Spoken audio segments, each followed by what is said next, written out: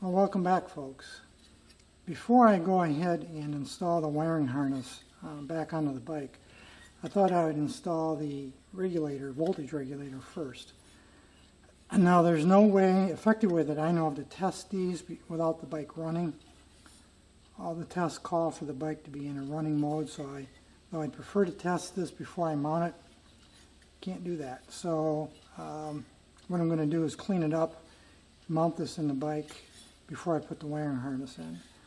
So I'm going to remove these two screws right here, detach the regulator itself from this backer plate. I'm going to derust this. You can see it's got a little corrosion. I'm going to soak it overnight in a rust remover, and then I'm going to replate this zinc. You can see the red wire here has been cut off or pinched. I think that originally was a male butt connector. Pretty sure of it. So that'll have to be repaired, wires cleaned up. In terms of the gold anodizing here, I can duplicate that finish, but I will lose the nomenclature, the T106-01 12V602. I think I'm going to go ahead and refinish this and lose the nomenclature. That'll give it better protection from corrosion long term. I'll take a picture of this for my record so I know what the numbers are, but it's not that's not as critical, I think, as getting a good finish on the cover. But I'm not going to necessarily take the cover off, so we'll see here once I get it apart. But I'm going to go ahead and remove this and get this soaked and plated. Clean this wiring up, double check if I need a butt connector, a male butt connector here, and if so, obviously I'll replace that and get this cleaned up and ready to go for installation back on the bike. Well, it's the next day, and overnight I soaked this plate, this mounting plate, and I decided to, contrary to my previous conversation, I decided to remove the cover. It fits over something like that. To remove the cover and soak that as well, because this had some surface rust in it. So both of these items were soaked overnight. I'll come back to that in a moment. And I also cleaned up these mounting tabs here and here on both the face and the back, and I'll explain why in a minute.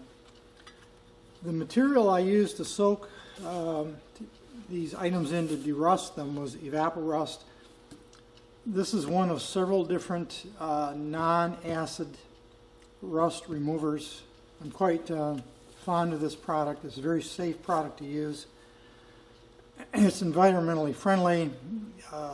It's safe to use. I don't use aggressive derusters anymore, and I'd like to speak to that for a little bit here.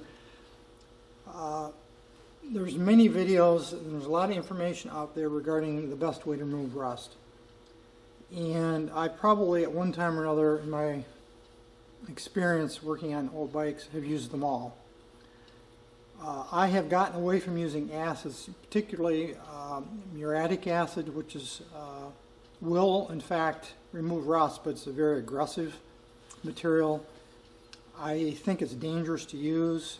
If you get it on your skin, you'll be sorry, and it'll ruin your clothes if it splashes. So I don't use, and I really never have used muriatic acid because of the concerns I just cited.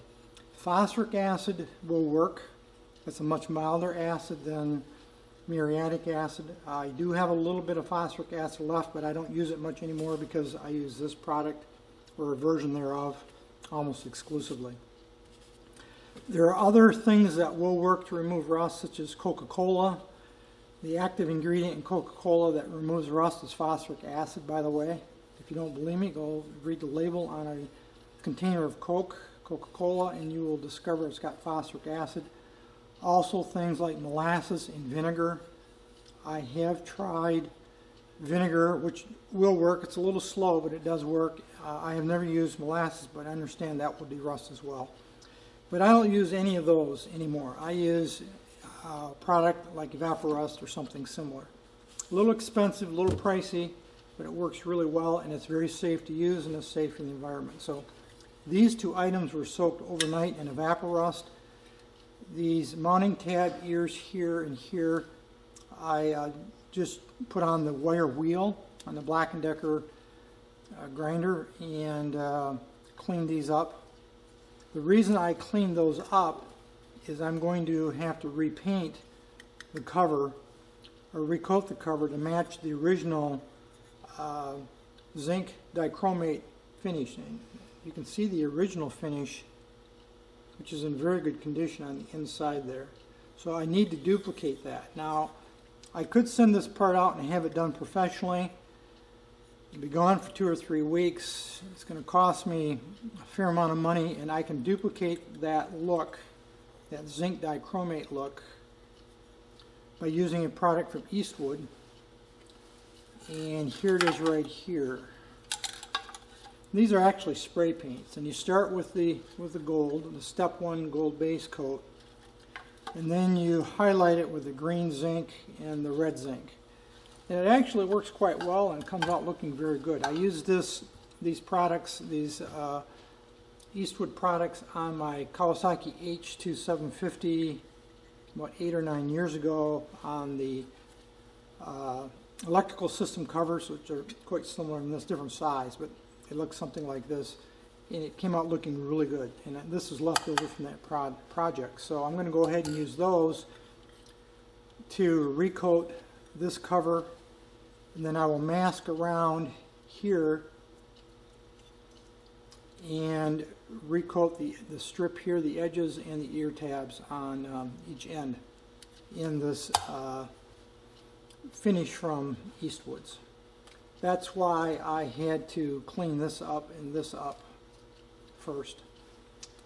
Next thing I'm going to do is take this cover here in the mounting plate, take them over to my blast cabinet, and I'm going to hit them with glass beads just to get a very uniform finish for the next step. Again, painting here.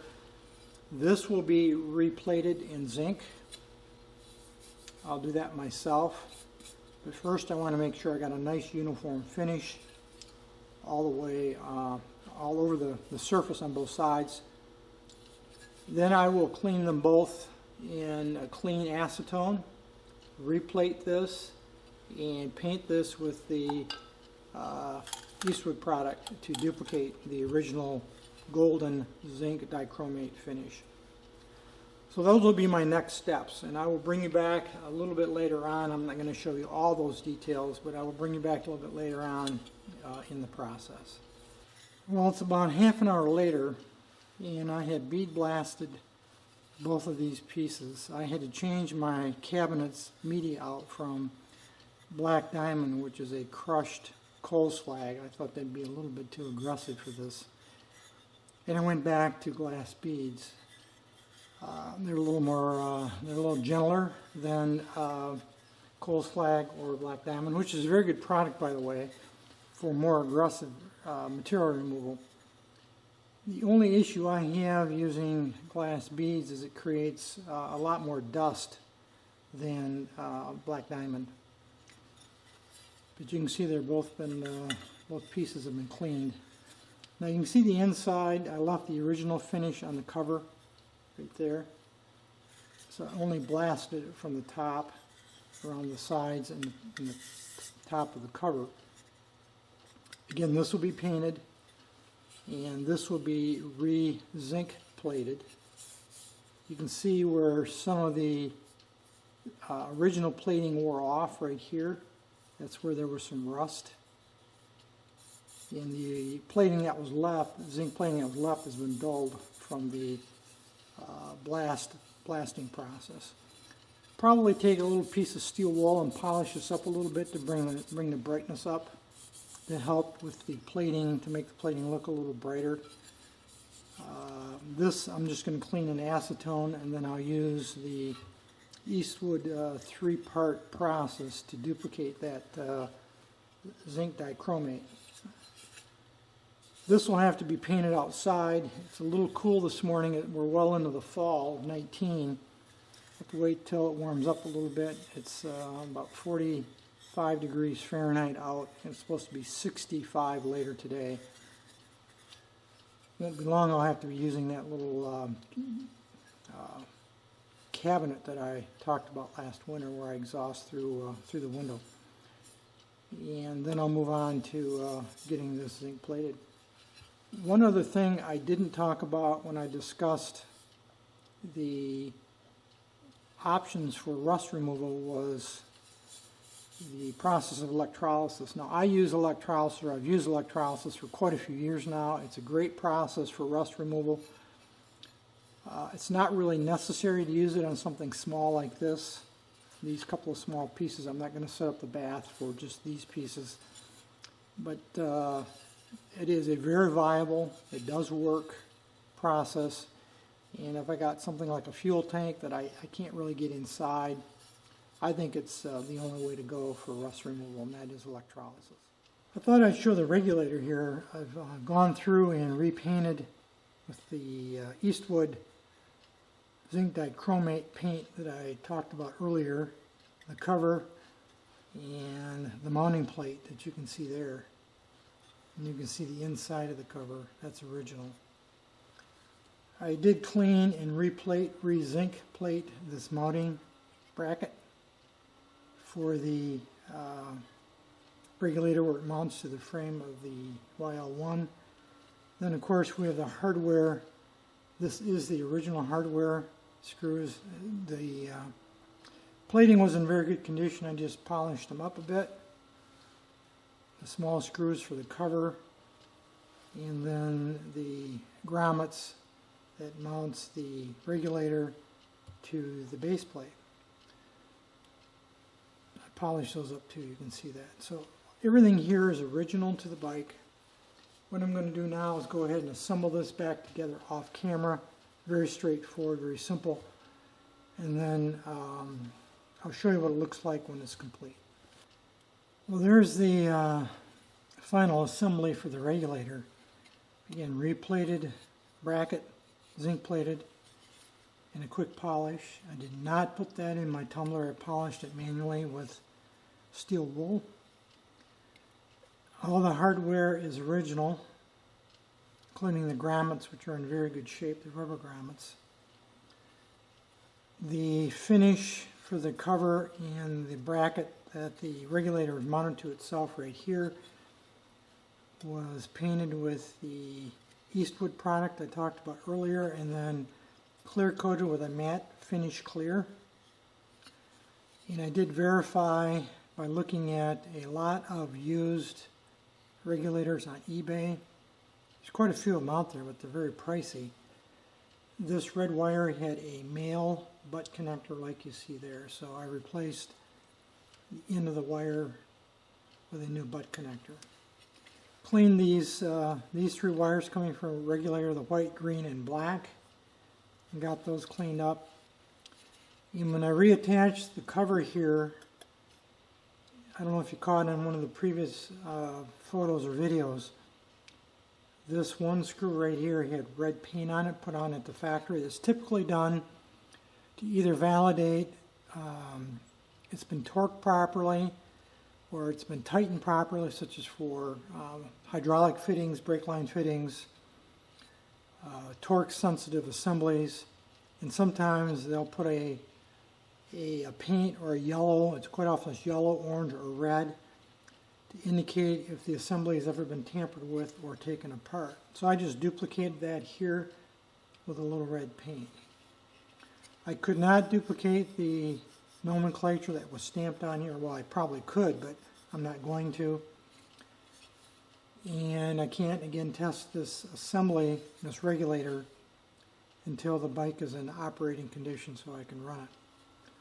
All the tests that I can find indicate doing that with a running bike. So there's a finished regulator. Now I'll go ahead and mount it in the bike to prepare for installing the wiring, the main wiring. Before we go ahead and install the wiring on the bike frame, I want to talk a little bit about the swing arm and the wiring for the brake light switch.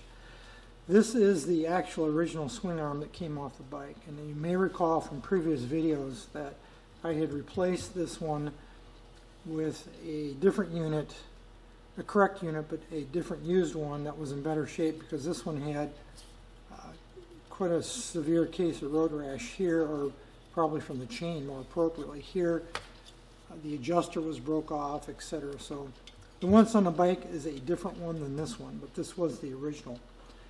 What I really want to talk about is the wiring for the brake light switch. And the way the original wiring was done is the two wires coming from the wire harness come through this hole. Now this is how this normally sits. This is right side up. So I'm turning it upside down. The wiring comes down the two wires through this hole, are then fished out through the mounting tube and come out the end like this, where the brake light activating switch for the rear brake pedal actually mounts. And this is the original switch. I do have an NOS replacement. We'll talk about that at another time. So the two wires get fished through the tube, get mounted here to the spring clamps. That's all those are, spring clamps. I think you can see the holes there. And then this switch gets just mounted to the swing arm with a single screw. What I'm curious about is that originally on the bike, when I took it apart, the wires are just pulled through this hole here, and there was no grommet, which I found unusual. Normally, not always, but normally when they fished wires through openings such as this, they would install a grommet at the factory to prevent chafing and wear. Now it's possible the grommet would deteriorate because obviously it's exposed to some pretty poor conditions sitting like this, or the tires in here. It's entirely possible it was damaged or destroyed or lost over the years. However, I went and looked at the parts diagrams from Yamaha, and it does not call for a grommet here. So it's entirely possible they didn't use a grommet. They did, it's not in the parts diagrams. I'm going to deviate from OEM here a little bit, and I'm going to install my own grommet. And I have this metric grommet kit here. And this particular grommet, I think, will fit real nicely into that hole like that, and still allow room to fish those two wires through. I might have to use a little dielectric grease, but I'm going to feel better if I use a grommet. Now the problem with installing this grommet is the swing arm is already on the bike, and it's on the bottom, so it's upside down. So I'm going to have to reach up underneath the swing arm and see if I can't get this grommet into place before I fish the wires through for the brake light switch. That's a curiosity of mine. I'm going to go ahead and do what I think is best anyway, and try to protect that wire. So let's move on now to getting the wiring harness rather in place.